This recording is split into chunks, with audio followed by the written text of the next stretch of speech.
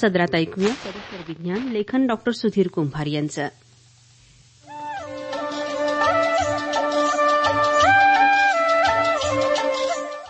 श्रोतेहो, कोणे एकेकाळी भारत हा वाघ आणि साप या प्राण्यांचा देश म्हणून ओळखला जात होता.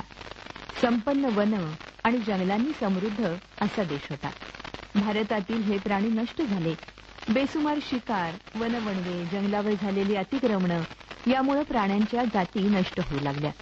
मानवानं आपल्याकडच्या बंदुका, गाड्या, सर्चलाईट, जिलेटिनच्या कांड्या, जाळी, पिंजरे, वाघुरं, चिमटे, साखळ्या आणि विषारी रसायनं यांच्या साह्यानं प्रचंड शिकारी केल्या. त्याला मुख्यत्वे बळी पडले ते इथले वाघ, बिबट्या, हरणं, काळविटं, गवे, सांबर आणि रानडुकरं, बदकं इत्यादी. आणि मोराच्या मांसाचा तसंच इतर हाडांचा, काहींच्या कातडींचा, हस्तिदंतांचा आणि पिसांच्या भागांचा व्यवसाय देशात आणि देशाबाहेर मग तेजीत आला. काही वर्षांपूर्वी इथला भारतीय चित्ता कायमचा नष्ट झाला. आता गिधाडं, अस्वलं, कस्तुरी मृग, गेंडे, माळढोक जगाच्या पाठीवरून नष्ट होण्याच्या मार्गावर आहेत. वाघांची आणि आशियाई सिंहांची संख्या वर्षागणिक कमी कमी होत आहे. ती 500च्या आतच आहे. याची खंत आपल्या मनात निर्माण व्हावी यासाठी वनदिनी वन्यजीव संरक्षण चळवळीत आपण सहभागी व्हाल ही अपेक्षा. नामिबियातून चित्ते आणले, पण ते यशस्वीपणे इथल्या वातावरणात तग धरतील की नाही हे आता काही काळानंतरच दिसून येईल.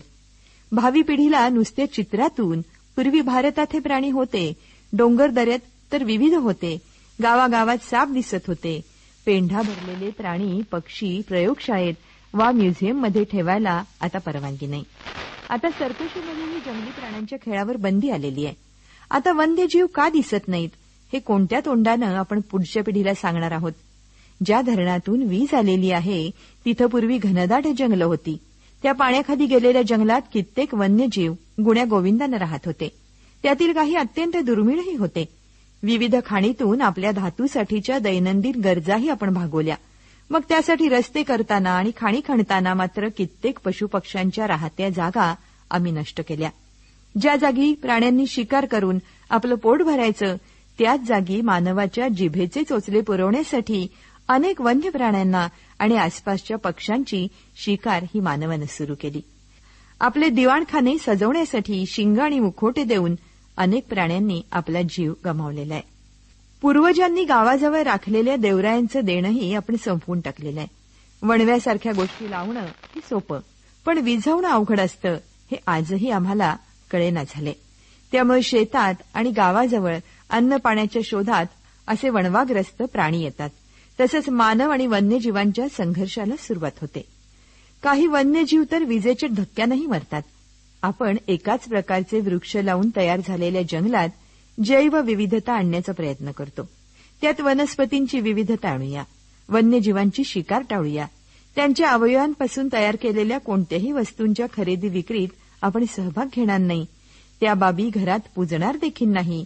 माझी संपत्ती वाढेल म्हणून गैरसमजुतीपोटी घुबडासारख्या पक्ष्यांची किंवा अन्य प्राण्यांची हत्याही करणार नाही. अशा अंधश्रद्ध कल्पनांना खतपाणी घालणार नाही हे लहानपणीच ठरवणाऱ्यांना आणि जवळच्या वनकर्मचारी, वन अधिकारी यांना मी कळवेन. याबाबत जागरूकता निर्माण करेन, कारण मला माहित आहे पेंढा भरल्या वाघामधूनही शौर्य आपुले प्रकटत नाही, भिंतीवरल्या मृगशिंगांनी सौंदर्य भराचे वाढत नाही. वन्य पशूंच्या अर्कप्राशने मर्दुमकी का गाजत राही, केस नखांचे गंडे दोरे अरिष्ट काही टाळत नाही. श्रोते, परिसर सदरात आपण ऐकत होतात परिसर विज्ञान, लेखन होतं डॉक्टर सुधीर कुंभार यांचं.